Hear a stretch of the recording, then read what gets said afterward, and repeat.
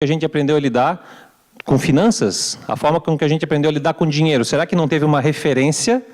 E essa referência eu venho trazendo de lá até agora? É esse o questionamento que a gente vai fazer hoje, vai entender as nossas origens em relação a isso. Porque finanças tem uma série de crenças. Quer ver uma coisa interessante? Das crenças que estão aqui, tá? Dinheiro não traz felicidade. Alguém já ouviu? Já repetiu mais do que uma vez na vida? Já, né? Tipo, dinheiro não traz felicidade. Depois a gente passou a acreditar que traz, né? Não, claro que traz. E muito, né? Mas a gente continua falando o ditado. A outra é, caixão não tem gaveta. Essa eu fiquei sabendo há pouco tempo. Que caixão não tem gaveta significa que você não leva nada quando você morre, né? Então, não poupe. Não poupe porque você não vai levar nada dessa vida. Já é colocado isso lá de pequenininho também. Imagina que a gente está falando de um público que está aqui, que já tem uma certa criação, e os nossos pais que têm outro perfil de criação, e a gente foi criado por eles. E eles falavam isso daqui com bastante frequência. Dinheiro é sujo, isso eu ouvi muito na vida. Bastante, assim, dinheiro é sujo. Essa daqui era do meu pai, tem que trabalhar duro, suado para ganhar dinheiro. Quem já ouviu essa? Essa aqui é... E essa daqui foi curiosa, porque eu percebi, e isso faz talvez alguns 7 anos, 8 anos mais ou menos, que de fato caiu a ficha sobre o que isso ali significava. Eu sempre tive uma facilidade razoável de fazer dinheiro. O que era uma facilidade razoável? Eu tinha sempre um bom emprego, eu conseguia comprar as coisas que eu queria, mas para dizer que dinheiro sobrava, ganhava bem, porém não sobrava. Por quê? O dinheiro ele vinha de uma certa forma para mim fácil, porque eu estava fazendo coisas que eu gostava, e ele então vai fácil. O dinheiro só ficava na minha mão, eu só dava valor àquele dinheiro se eu trabalhasse muito duro. Eu tinha que, sei lá, capinar um terreno, cortar grama, e aí eu ganhava R$100, eu guardava, porque aquele dinheiro foi suado, sabe? Senão não era dinheiro suado. E é uma crença que estava ali até cair na minha ficha, de que eu falei, não, eu posso ganhar dinheiro sem me esforçar tanto, sem fazer força, entende? Então as crenças elas estão lá, é um comportamentozinho que a gente tem, uma atitude que a gente tem muitas vezes inconsciente, e que a gente vai falar sobre elas hoje. E por último, quem é rico porque fez algo errado. Isso aqui eu também ouvi algumas vezes, do tipo, o cara é porque é traficante, ou porque, tá, sei lá, tem algum negócio ilícito, então por isso que ele ganha dinheiro, coisas do tipo. Já ouvimos isso também, certo? Agora, alguém tem mais uma crença diferente, assim, que lembra sobre relacionado ao dinheiro? Que eu não coloquei aqui, qual? Pobre para ter dinheiro tem que casar com um homem rico. Olha que interessante. Eu ouvi, tinha uma que falava que tinha que casar com um governador. O negócio era casar com um governador porque esse ia se dar bem na vida. Eu não tive essa oportunidade. Alguma mais? Ou posso seguir? Vai, qual?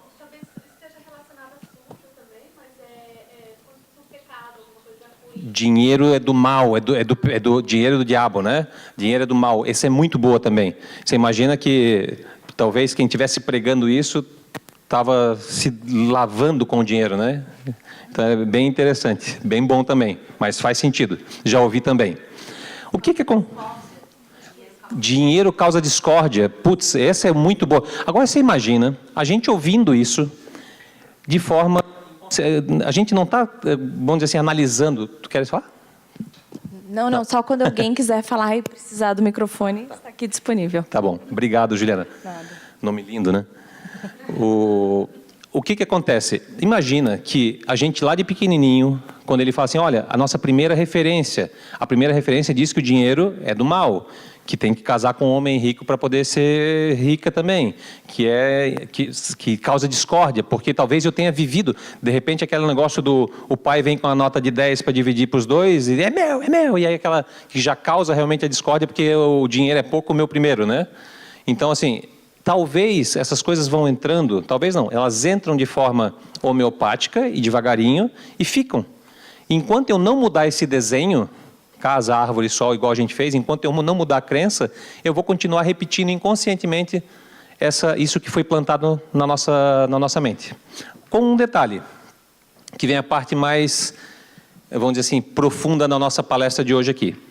O que acontece? Quando a gente vai fazer um diagnóstico, se eu chegasse para vocês assim, olha, alguém aqui se identificou com alguma das crenças que a gente falou, certo? Perfeito. Se eu falasse assim, nossa, tem um livro bem legal para você ler. Se você ler esse livro aqui, que tem os 3 passos para você não precisar casar com um homem rico. E ser rico, né? Não vai funcionar, porque por mais que eu tenha uma técnica, o que está plantado lá é uma atitude, é um comportamento, é algo emocional. E aí, quando a gente vai fazer esse diagnóstico, eu preciso separar cada um. Eu vou pegar, desculpa o teu nome mesmo, Vitor. Eu pego o Vitor e separo o Vitor em 4 corpos diferentes. Eu pego o Vitor e digo assim, Vitor corpo físico, ó, se deu bem aí. Ele é mais ou menos isso mesmo ali. O Vitor corpo físico significa a parte de carne e osso do Vitor, a biologia dele. E a biologia dele, como é que ela aprende? Como é que é o jeito dela ganhar conhecimento? Ela não sabe ler, ela não sabe escrever, ela só sabe que se eu ingiro um alimento bom, ela fica bom, se eu faço um exercício, ele fica durinho, se eu não faço, ele fica molinho. E o corpo físico só aprende desse jeito. Não tem outro tipo de forma de aprender. Esse é o físico, somente. Quando eu vou para o corpo racional é onde mora o meu intelecto, a minha consciência, o que é certo e errado, onde mora o meu ego. Aí esse cara é o seguinte, se eu der uma revista para ele ler, se eu falar com ele, ele consegue decifrar o que eu estou falando e ele entende o que eu falo. Se ele assistir um filme, se ele assistir uma palestra, esse corpo aqui, o racional, é exatamente o que está aprendendo, absorvendo conhecimento, racionalmente. E ele só aprende assim, não tem nenhum outro jeito dele aprender. Até aqui fomos. Diga-se de passagem, olha que interessante. Quem aqui já teve, por exemplo, sabe o que precisa ser feito, porém é como se não tivesse o comportamento, a atitude para fazer aquilo que tem que ser feito? Levanta a mão. Dá uma olhada em volta. É bem comum.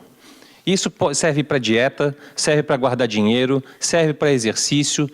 Eu sei o que está lá, olha só, 5 passos para não sei o quê. Faça isso de manhã, isso à tarde, isso à noite, que vai dar tudo certo na tua vida. Não tem ou não tem? É real, tem. Só que isso alimenta corpo racional. A atitude e comportamento mora naquele outro corpo ali, que é o corpo emocional.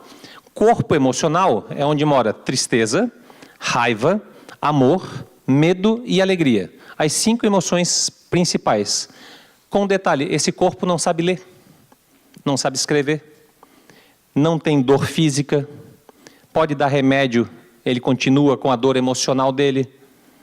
Dor emocional, a emoção que tiver plantada ali, vai continuar nesse corpo até que uma nova emoção tome lugar. Quer ver uma coisa? Todo mundo sabe o que é raiva? Sim ou não? Normal. Medo, alegria, tristeza. Todo mundo sabe, e inclusive a gente se conecta por essas emoções. Nós nos conectamos por essas emoções. Com um detalhe, por mais que as emoções sejam iguais para todo mundo, ou sejam comuns a nós, o caminho para chegar até elas é diferente. O que significa dizer? Muito provavelmente, o caminho que me leva a ter raiva é diferente do caminho que leva a grande maioria de vocês a ter a mesma raiva. Quer ver um exemplo? Quem tem um medo descontrolado, assim, um medo do tipo que eu não controlo, medo incontrolável, quem tem e assume? Pode falar. Medo de fogo? Não, só para ver se tem os critérios de segurança aqui interessantes. Medo de fogo. Se acendeu o fósforo, dá um... Porque eu falei, com um cozinheiro ainda, falei, medo de fogo, pensa. É mesmo? Incêndio, um negócio, fogo grande. O teu? Você levantou. Então, mas não é medo de nada... É o medo do quê? É o medo. O medo, às vezes, de tomar atitude, de fazer alguma coisa. Mas tem algum medo, alguma coisa que não controla? Medo de fazer, tipo, medo de falar em público, por exemplo? Quem tem medo de falar em público? Microfone, pode falar. Não, eu ia dizer que eu tenho um medo incontrolável de perereca. Não consigo controlar. Tá. Mas eu sei também por quê. Não sabe por quê ou sabe? Sei, sabe sei. por quê? Olha só que legal, pô, perfeito. O seu, eu não peguei exatamente, mas pode ser um medo de falar em público. O teu medo de fogo, medo de perereca, o pessoal de casa, né? Eu não consigo não fazer a piada, né? É estranho. Eu vou segurar a piada, pronto. É mais forte do que eu, mas dessa vez eu segurei. Agora você imagina o seguinte, ela falou que sabe o porquê. Eu poderia perguntar assim, mais alguém tem algum medo de descontrolado? Porque eu vou usar todos os exemplos, é bem bom isso daí. Pode falar. Cobra. Cobra? Cobra. Cobra, legal. Aranha, beleza. Olha que interessante, né? Por acaso, desses bichos que foram citados até o momento, ou até do fogo, alguma situação aconteceu do tipo, a aranha já pulou em você e picou? Nunca aconteceu. Ela já chegou e mordeu a sua... Não. A cobra picou? Aconteceu? Não. A perereca... Pulou? Aconteceu? Aconteceu o evento da perereca?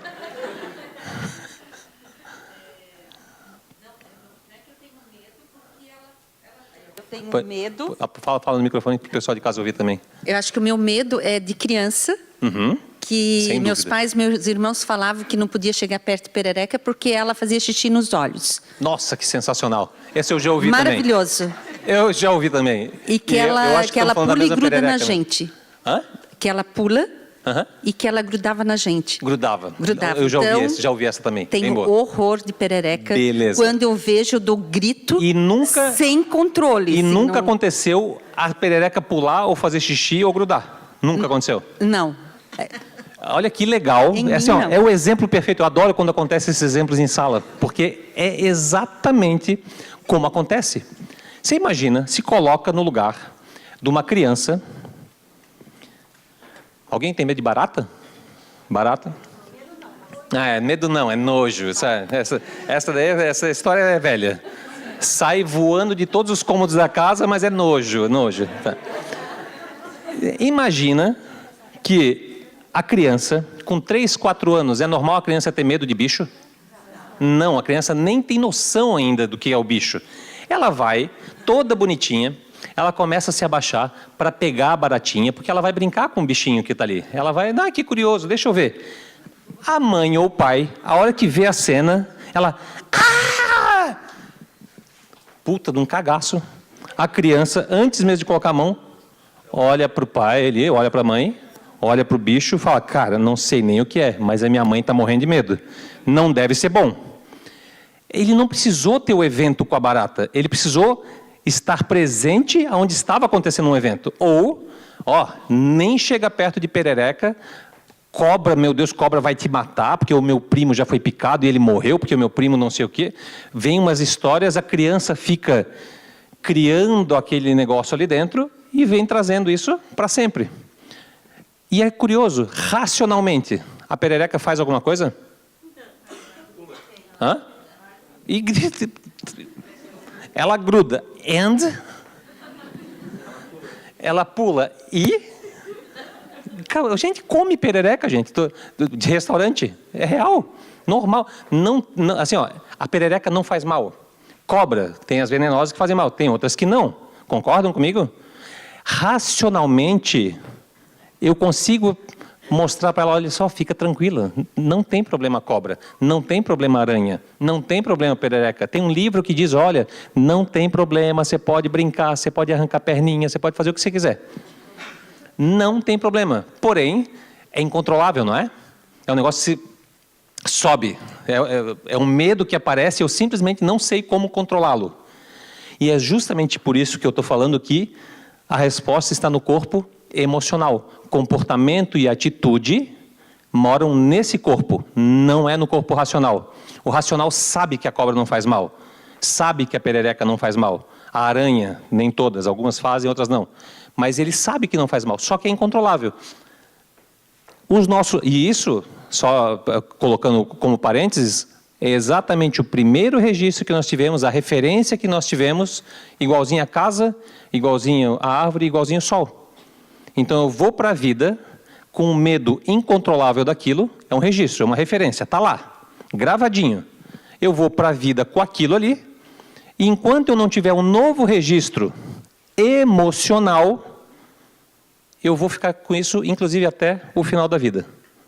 Mas como é que eu mudo o registro emocional? Quem quer saber? Né?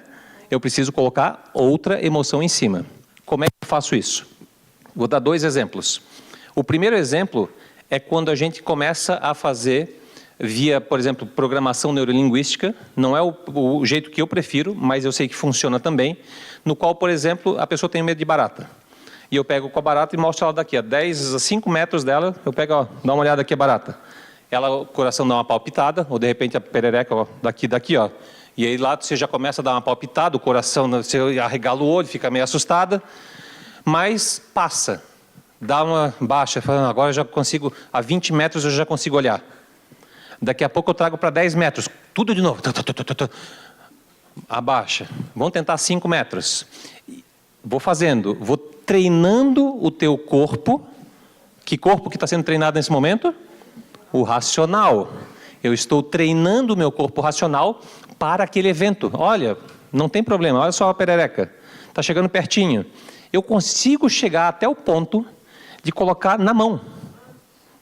De verdade, dá para treinar o corpo até o ponto de colocar na mão, dela fazer carinho na cabeça da perereca. Dá. Qual é o detalhe? O racional ele vai aprendendo até um certo limite, certo? Se eu causo, em algum momento, um evento diferente daquele que a gente treinou, adivinha o que aparece? A emoção.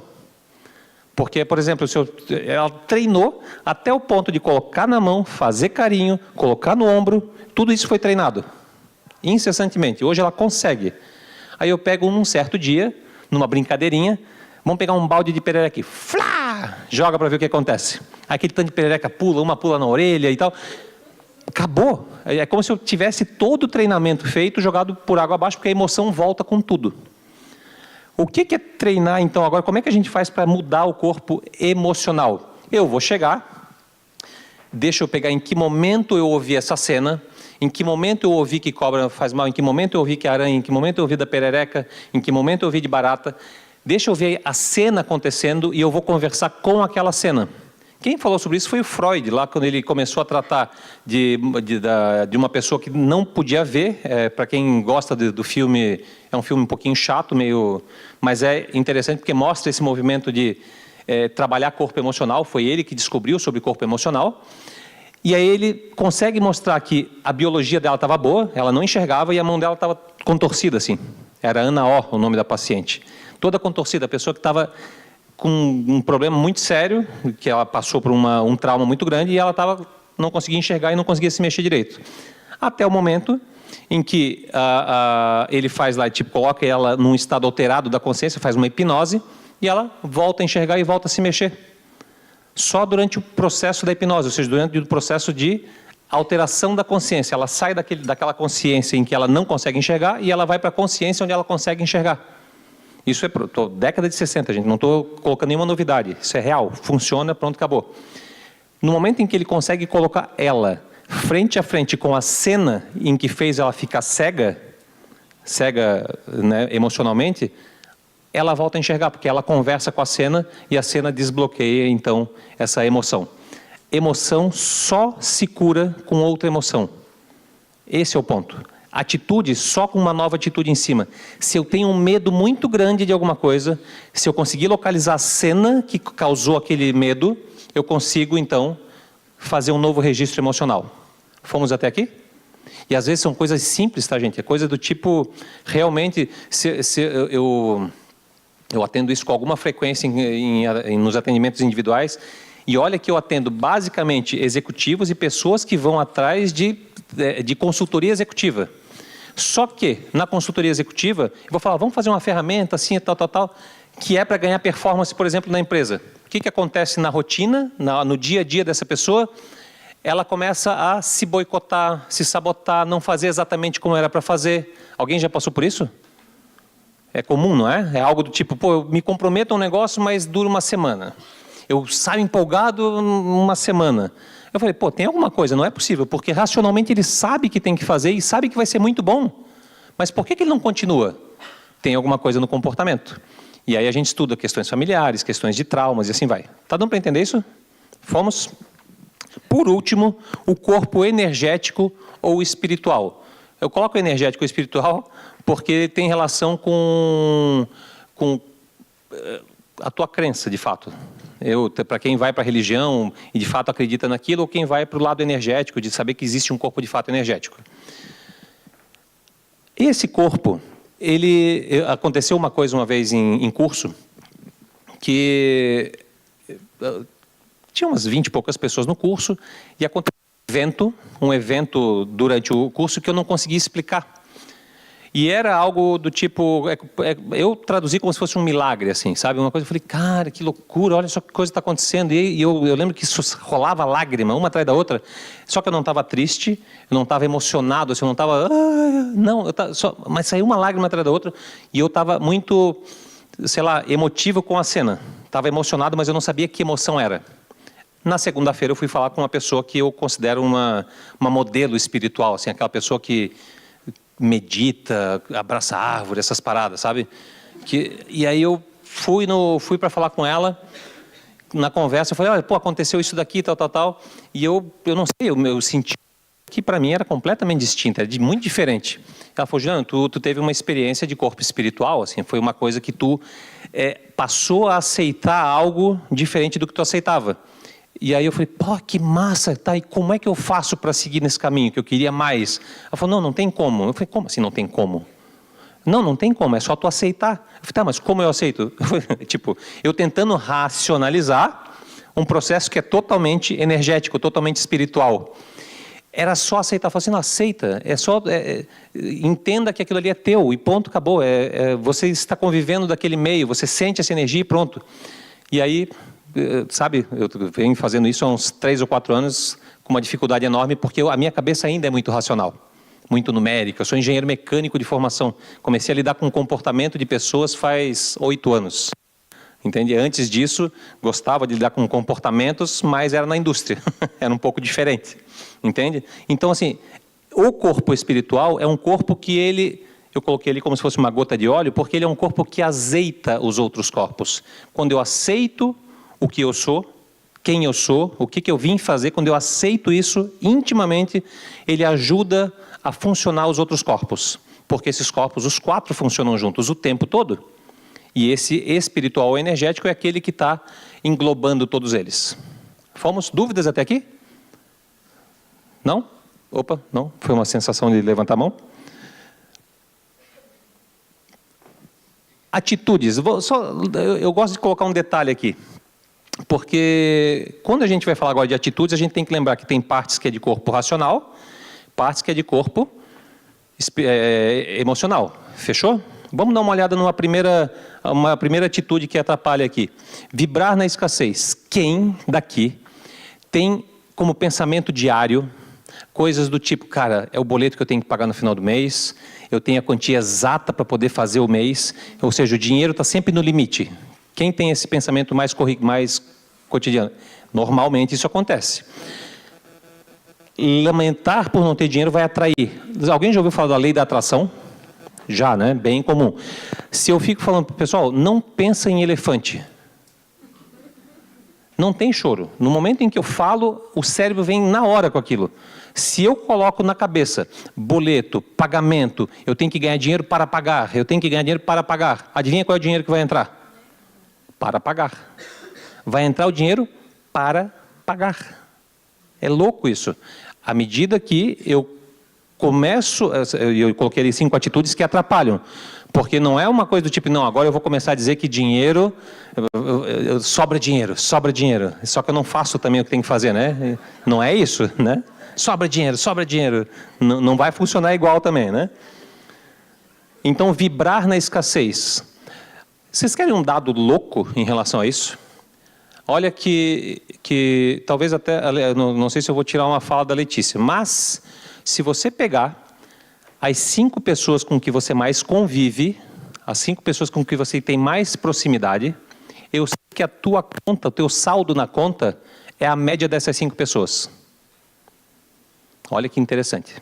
As pessoas com que você mais convive, que você tem mais relação, é isso aí, fica a dica, eu vou trocar, fica a dica, a gente é o resultado, eu vou falar comportamentalmente, depois eu levo para o dinheiro. Comportamentalmente, nós somos o resultado das 5 pessoas com quem a gente mais convive. Ponto. Escolha com quem você vai conviver. Pode falar. O microfone ali, por favor. Vai ser um sotaque bem bonitinho agora. Olá. Olá. Eu tenho uma dúvida. Eu convivo, estou com 2 pessoas. Aham, 2 Daí, pessoas. Como é que fica? Vamos lá, eu te ajudo. Isso é, né?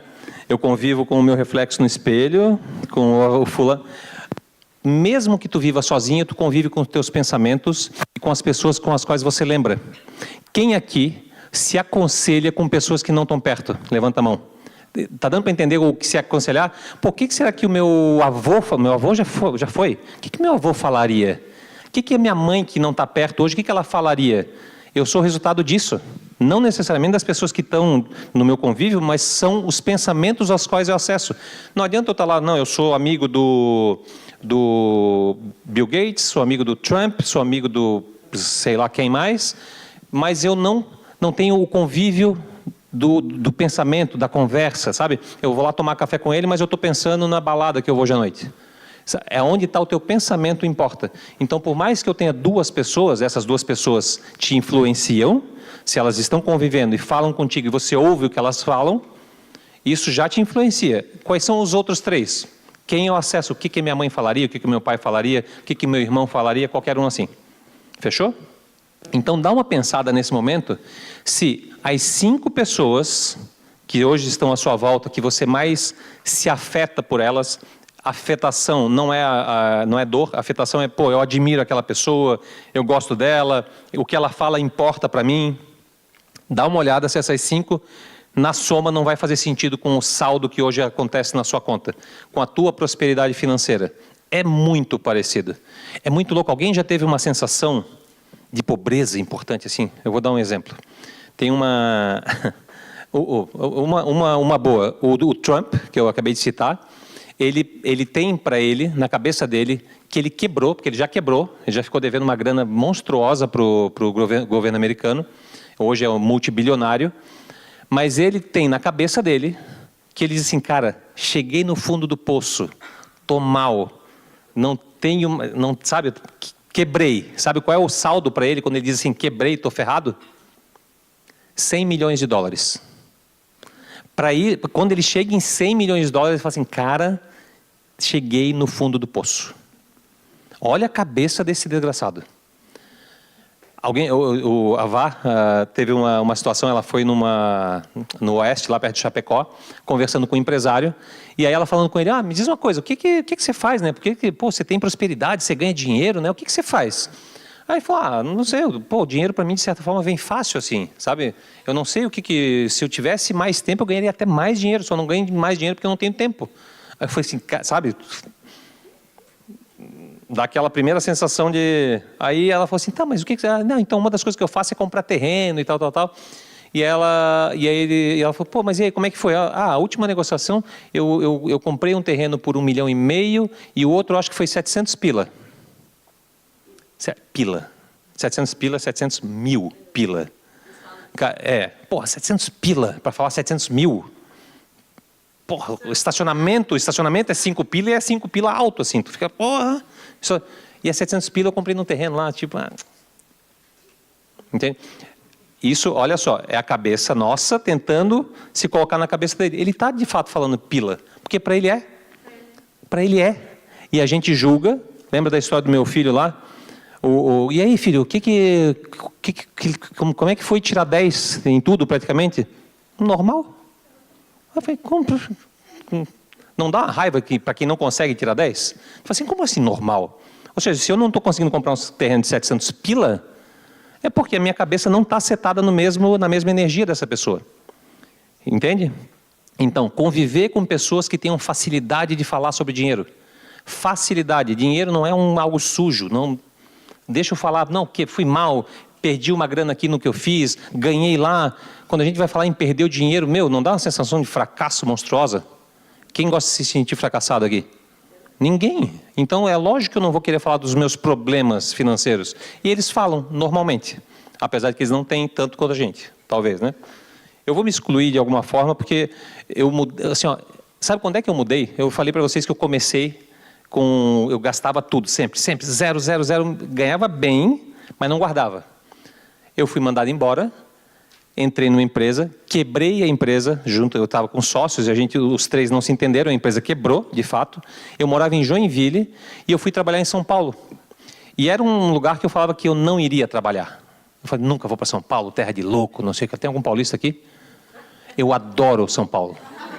Depois que eu fui, porque até então era terra de maluco, o pessoal trabalha demais. Eu fui para lá, morei lá 3 anos, adorei, só voltei porque eu queria que meus filhos fossem criados perto de avô, tia e tal, mas estava muito legal a cidade em si. Só que lá eu aprendi a guardar dinheiro, porque eu ganhava só por comissão. Então eu ganhava um fixo baixíssimo, que mal pagava o aluguel, e todo o resto era comissão. O que acontecia? Cara, tinha um mês que, venda pacas e tal, tinha um mês que não dava tanto, um mês muito, um mês pouco. Falei, vou aprender a guardar. Foi com 31 anos que eu comecei a guardar dinheiro. Aprender a guardar dinheiro. Até então, nada. É impressionante. Ali foi uma marca para mim de entender, eu preciso fazer sobrar porque pode faltar depois. Fomos até aqui? Olha a outra lá. Falar demais. Alguém aqui já falou do tipo, o que não devia e se lascou num negócio, numa venda? Ah, eu vou comprar um negócio, vai lá alguém compra antes de você. Já aconteceu isso? Com alguma frequência também? Isso é normal, então fique esperto. Cuidado com o que você fala e para quem você fala. Quem fala demais pode ter certeza que está entregando ouro de alguma forma. Tá? A outra coisa, falar demais, pode falar. Cuidado com o que fala e com... desculpa, é com quem fala. Perdão, é com quem fala. Faltou um Mzinho, obrigado. Com quem você fala também é importante. Nem todo mundo... Você já pensou, já deve ter ouvido falar algo do tipo que quando você ganha dinheiro, que você sabe quem é... Quando você fica pobre, que você sabe quem é teu amigo. Né? Aconteceu algum problema, será? Não, mano. O emocional veio na hora. Deu o alô aqui. E é justamente o ponto em que eu tenho que saber para quem eu estou falando. Porque quando eu estou falando, as pessoas estão começando a projetar algo em mim. Então eu falo, não, porque eu estou indo muito bem, está sobrando dinheiro e tal. Aí já começam as primeiras crenças. Está vendendo droga, não é isso? Está fazendo alguma coisa errada. Casou com quem? Só pode ser. Então, aí começa a vir uma energia que não é própria daquilo ali. Não significa pessoas falarem... É cuidado só com o que fala. Né? Tem gente que fala pacas mesmo, normal. Continue falando, a turma extrovertida aí. A outra coisa é conviver com pessoas tóxicas. Cara, eu não sei, eu tenho algumas pessoas que levam a minha energia do 100 para o 2 em 10 segundos, assim. Alguém tem pessoas que às vezes... Só a pessoa que está do meu lado, assim, né? É uma das pessoas. Só que imagina, se eu preciso conviver com uma pessoa que me tira energia, eu não tenho energia para fazer o que eu preciso fazer. A energia é fluidez, eu preciso estar com ela girando e tendo fluidez o tempo todo. Se eu tenho alguém que me tira energia e eu insisto nessa convivência tóxica, ou seja, está me intoxicando, é óbvio que a minha energia vai baixar e é óbvio que meus resultados não vão ser os mesmos. Tá? Isso é bem interessante também.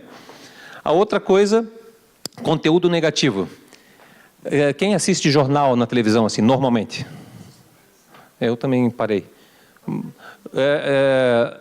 Vocês já perceberam que as notícias, geralmente, começam com o quê? Com desgraça, né? Com alguma coisa muito ruim, com alguma coisa muito chocante. Para quê?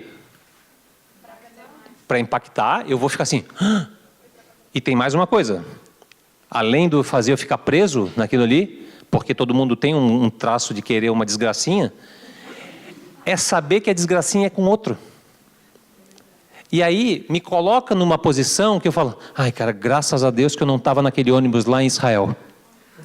Eu falei, que sorte que eu não estava naquele ônibus que virou lá em Israel.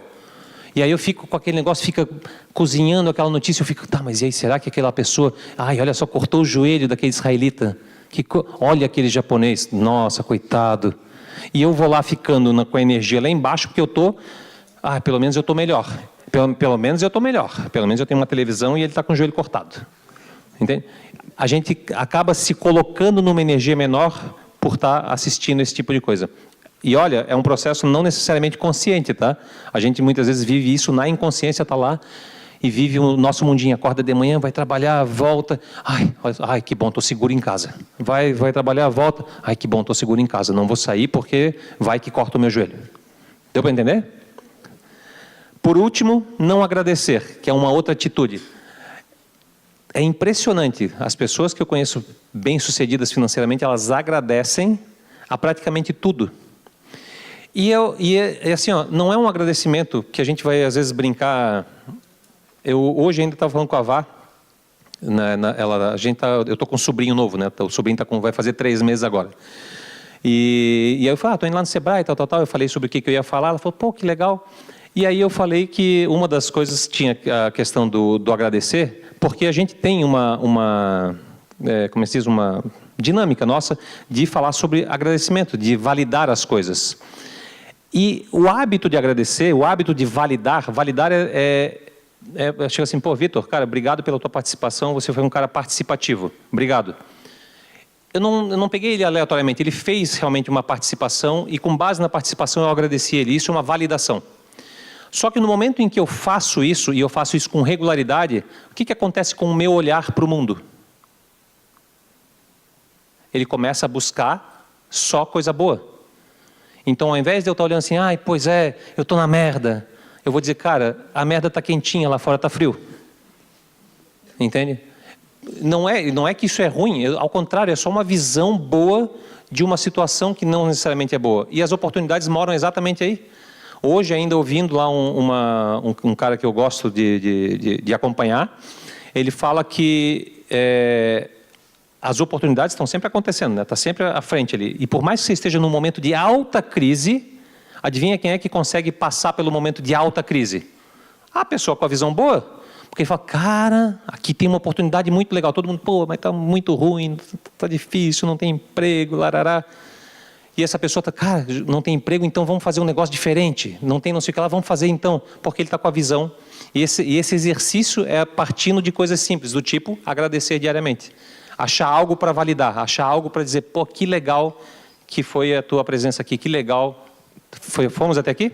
Faz sentido? Depois, isso daqui foi um acontecimento, né? Quem aqui tem dificuldade de juntar dinheiro, de juntar? Olha só que interessante. Eu estou com um projeto com os meus filhos, eles têm um sonho de ir para o Japão. Só que ir para o Japão, eles são descendentes, né? A minha ex-esposa é japonesa. Então, eles têm, pô, Japão, e, né? Eu também gosto de ir lá, não posso dizer nada. E aí a gente projetou para ir agora nas Olimpíadas. Só que ir para o Japão, alguém já cotou uma viagem para o Japão? É caro, bicho. Meu Deus. Assim, eu já estou juntando dinheiro e até o meio do ano que vem, juntar muito dinheiro. Eu falei para eles o seguinte, olha, vocês vão ter que juntar o dinheiro que vocês vão gastar lá. Lá eu não vou dar nenhum centavo para vocês. Isso eu falei no final do ano passado. Aí, a Vá, na época, fez essa ferramenta aqui. Que ela chegou assim, cara, se eles têm que juntar 3 mil reais, que eu falei que era o que eles precisariam ter, porque a gente vai ficar uns 12 dias, para gastar o que tem que gastar lá, vai tipo para comprar lembrancinha, larará, uns 3 mil reais para cada um. Eu falei assim, ó, vocês que vão juntar esse dinheiro. Eu vou pagar a passagem, eu vou pagar o hotel, e isso inclusive com uma condição, que vocês aprendam o idioma daqui até lá. Sério? Opa, super, eles tinham 1 ano e meio, vai dormir. Oh. Ao invés de eu pagar a escola de inglês, eu estava falando, você aprendeu o inglês ou o japonês, pode escolher, mas eu quero que você aprenda, pelo menos para se virar, não precisa estar super fluente, mas você tem que saber o básico para poder se virar. Eles toparam, eles mesmos baixaram o aplicativo, começaram a treinar, começaram a brincar, só que o juntar dinheiro era aquela história, ganha 20 pila, a meta é 3 mil, cara, está muito longe, 20 pila em 3 mil, tu fala assim, ah, não, vou gastar na bala aqui. É óbvio, porque é um prazer de curto prazo muito bom e é tão longe aquela meta que ele fala, não, é melhor eu gastar aqui que pelo menos eu estou feliz com meus 20 pila gasto. Isso daqui, quando a gente passou para eles, que foi bem legal, a gente pegou e colocou aqui. Não sei se está dando para ler daí. Deixa eu só ver se tem o... Aqui. Economizando para. Então aqui está lá, viagem para o Japão. Qual seria uma meta? Alguma coisa que alguém quer alcançar? Assim, pô, eu quero alcançar muito isso. Alguém tem algo fácil que já sabe que quer muito, que precisa de dinheiro? Pode falar alto. Uma cozinha industrial maior. O que mais? Boa noite. Boa noite. Quero abrir uma confeitaria, Uma confeitaria. Tu já sabe quanto tu precisa? mais ou menos. Mais ou menos. Então, busca o número. É importante a gente ter o valor em mente, people. Se a gente não sabe o valor, é um pedido muito ruim para o nosso inconsciente. Se eu ganhei 100 mil o ano passado e eu falo, cara, esse ano eu vou ganhar mais. Sabe quanto eu vou ganhar? 100.001. É real, porque o nosso cérebro ele vai se estressar o necessário para atingir a meta. Nem um pingo a mais. Ele não vai fazer para mais do que você colocou como meta. Então, se eu não tiver o valor, eu não vou chegar no valor. Ponto. Se eu quero ganhar 120 mil, eu vou falar, cara, esse ano é o ano dos 120 mil. E eu vou correr atrás daquilo. Deu para entender? Tenha um número claro na cabeça. Aí eu vou estar lá, então, com esse número, economizando para data de início e data final. Como no caso deles, era 3 mil reais para cada um, dividimos 300 tijolinhos nesse muro, e para cada 10 reais que eles economizam, eles pintam um tijolinho. Cara, precisa ver a animação deles quando eles economizam 10 pila. Porque agora eles têm uma sensação de que estão construindo alguma coisa que no final vai ser um sonho deles, que é viajar para o Japão. Que é construir lá, falei, cara, cheguei no final, estou com 3 mil reais. Ele está vendo, então ele pega o dinheiro, quando ele chega agora, Dia das Crianças, aniversário, como é que é o Natal, todas essas datas, adivinha o que eles pedem para os parentes? Dinheiro. Eu falei, cara, que massa. Pode falar. Exatamente. Divida em tijolinhos. Se eu tenho uma cozinha industrial, eu vou precisar de, sei lá, 40 mil reais para essa cozinha industrial, aqui a gente dividiu por 300, que era por causa dessa meta, e o 10 reais, que faz sentido no dia a dia deles. Eles têm uma mesadinha, então eles gastam uma parte e jogam para o muro, o resto eles jogam no muro é no cofrinho deles aqui, né?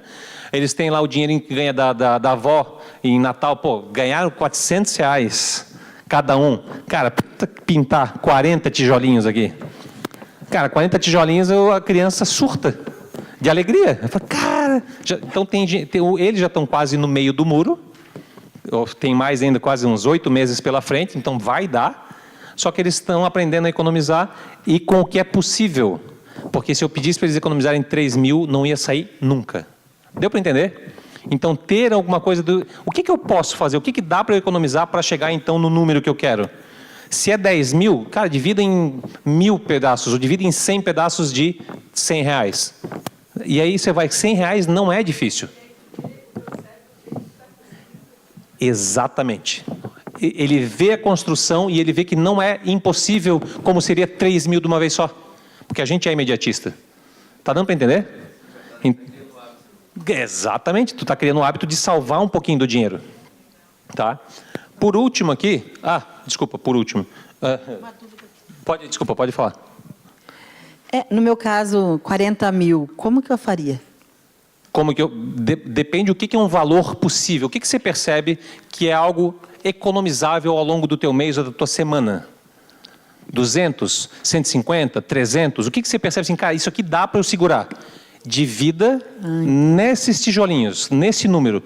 Porque cada vez, imagina, como eu falei, 10 reais para os meus filhos, é a bala, é o picolé, é um lanchinho da escola, que se eles economizam, eles não precisam se privar de tudo. Mas, de repente, das 4 vezes que eles vão comer na escola, eles pegam 2 e economizam e 2 eles gastam. Eles passaram a ter essa ideia de que o valor pode ser dessa forma, com base no que é possível economizar. Porque também não, eu vou economizar tudo que dá. Porra, aí você não vive. Porque 10 reais para eles dá. Então, se eu puder economizar 200, e isso eu sei que dá, vai ser um esforço, mas dá, faça 200. Faça o que dá. E aí divida nesses tijolinhos. Boa noite a todos. Eu tenho uma casa de pastel. E eu tenho 2 filhos, um de 7 e um de 9. E aí tem os panfletos, eles ficaram panfleteando lá na frente. E aí começou que os clientes começaram a entrar. E eu disse, pô, legal, então vou começar a pagar comissão para vocês. R$1 de cada panfleto, cada pessoa que entrar, vocês vão ganhar. Eles adoraram a ideia. Aí chegou um domingo, chegou meu filho e disse assim, mãe, eu vi que lá no mercado tá R$15 os sucrilhos. Eu, filho, essa semana eu vou pagar o aluguel e tá ruim, mas me pede no decorrer da semana que a gente vê. Ele, tá bom. Foi lá dentro, buscou as comissões dele. Mãe, gastei e agora o que eu tenho de comissão falta R$5. Tu pode inteirar? Olha só. Cara, sempre as crianças entendem muito bem, muito mais do que a gente imagina. E, não é um esforço para a criança. Ela se sente merecedora, se sente dona daquilo, ela comprou com o esforço dela, só que imagina o que é isso para a vida. Não é o sucrilho, é que é para a vida, sabe? Até o sucrilho ele come menos, né? Inclusive, não, eu vou guardar. Tem um lance até dele comer menos o sucrilho. Lógico, pô, foi o meu dinheiro suado, vem o irmão pegar, sai, sai. People, fomos até aqui, deu certo? Aqui estão os meus contatos. Vanessa Tobias, para quem não sabe, é minha sócia e minha irmã lá no grupo Vanessa Tobias. Tem o meu site hoje, Juliano Tobias. Adoraria que me seguissem nas redes sociais, né? Juliano.tobias no Instagram. Eu comecei a mexer no meu Instagram foi dia 1º de julho. Até então eu era um fantasma do Instagram. E eu comecei a aparecer porque eu tinha uma dificuldade muito grande de me identificar com o Instagram em si. Porque eu falei, coisas pessoal, falar alguma coisa assim, aquela rotina que o Instagram pede. E aí eu acabei conseguindo, na verdade, mudar isso porque eu criei um jeito daquilo ali ser gostoso para mim. Então vocês vão ver que, por exemplo, tem piadas do tipo essa que a gente estava fazendo aqui hoje, essas brincadeiras, tem 2 vezes por semana, que eu chamo de risada profissional. Então é alguma coisa, sempre um humor mais ácido, mais irônico, mas eu adoro, né? Então acabou sendo para mim uma válvula de escape das coisas que eu já não conseguia fazer e eu passei a fazer lá. Eu posso, antes de chamar os comerciais aqui, deixa eu só fazer uma rápida. O meu filho menor, eu acho que alguns talvez até já tenham ouvido essa história, mas é que ela é muito boa. O meu filho menor, ele está com 10 anos agora, quando ele... tem perguntas? Então desculpa, pode mandar, Juliana, por favor. Perguntas da internet. Eduardo Barros pergunta, o que posso fazer para reprogramar minha mente? Boa pergunta. Dois caminhos, tá, Eduardo? O primeiro, eu tinha citado aqui, que a gente trabalhar da forma da programação neurolinguística. Então, eu posso fazer por repetição, eu posso criar rotinas de acostumando a minha mente, sempre lembrando um detalhe, faça sempre em pequenas etapas. Não tenta fazer tudo de uma vez. É exatamente a mesma situação do muro. Se eu falar, muda tua mente para amanhã, cara, é exatamente de 0 para 3.000, não vai funcionar.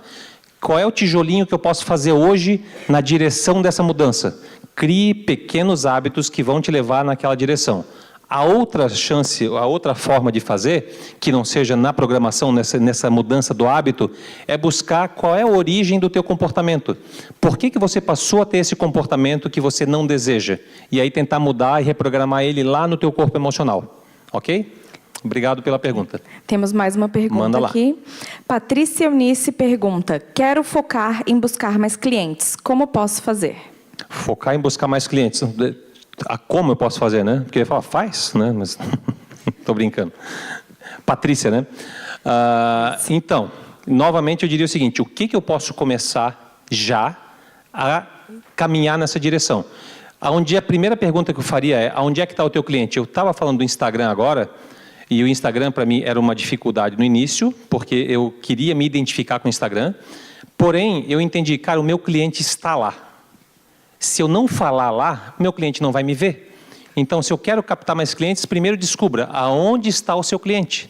Está no Instagram, ele está no Facebook, ele está na rua, ele está de passagem na frente do meu estabelecimento. Panfleto funciona? Claro que funciona, porque o cliente está passando na frente da minha loja. Então, aonde está o teu cliente? Parta daí. Daí para frente é descobrir que estratégia eu vou utilizar, como é que eu vou fazer para manter esse cliente e assim vai. Mas descubra onde está o teu cliente e cria a estratégia para estar lá, naquele local. Tá bom? Obrigado pela pergunta também, Patrícia. Daqui alguma pergunta? Antes de eu finalizar? A história do filho ficou na... Mas vamos ver se tem alguma pergunta do pessoal que está presente, antes de eu chamar para os comerciais aqui. Não? Posso seguir? É a história do filho, né? Então, esse meu filho, o mais novo, que está com 10, quando ele estava com 6 anos, ele estava dormindo lá na minha casa comigo, e eu, naquela preguicinha de contar a história para dormir, que eu gostava de fazer isso, mas naquele dia eu não estava muito bem. Peguei o celular e comecei a mostrar um vídeo do YouTube para ele. Que era, né, um videozinho e tal. O vídeo foi passando, aí apareceu aqueles vídeos recomendados. E nos vídeos recomendados tinha aquele vídeo do hipopótamo, que eu não sei se vocês lembram daquele...